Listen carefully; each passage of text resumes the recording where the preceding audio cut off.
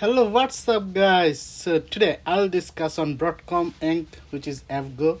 So I believe you're making millions of dollars, right? If not, you will make. Okay, don't worry about it.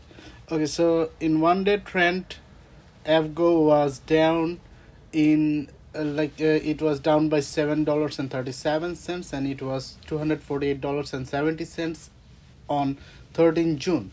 What about 5 days? In 5 days period, AVGO was up from $243.41 to $248.70, a little bit up.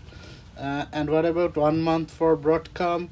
So the Broadcom has made a little bit of good move from $228.61 to $248.70, which is a really good move for 1 month. What about 6 months?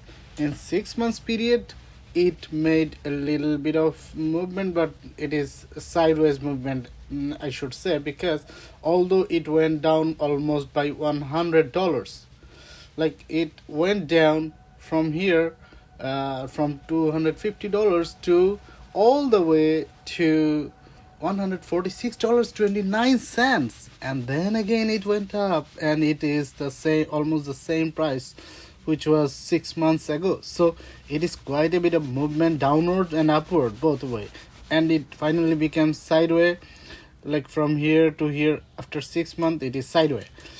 So there was an opportunity when the price fell down to $146, right? It was a huge opportunity for people. Okay, then 1 year. In 1 year time span, it is up. Actually, it is up from $182.89 to $248.70, which is a really good move for 1 year. It was really good. What about 5 years move? It was a massive uptrend, giant uptrend from $30.74 to $248.70. It is in a giant uptrend if you consider 5 years period. Now what about its return statistics? So 1 year return was almost 50% compared to 10% only for S&P 500 index. Its 3-year return is 412% opposed to 59% for S&P 500 index, which is really tremendous. And what about 5-year return? 5-year return was 841% versus 96% only for S&P 500. So it pays a lot of money.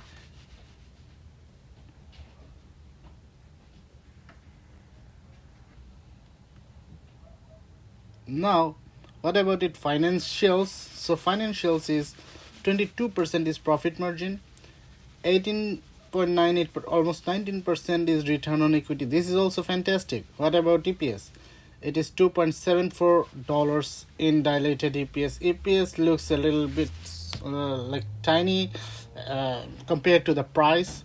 So what about trailing P was 9? Therefore, trailing P is 90.77, which is really a little poor.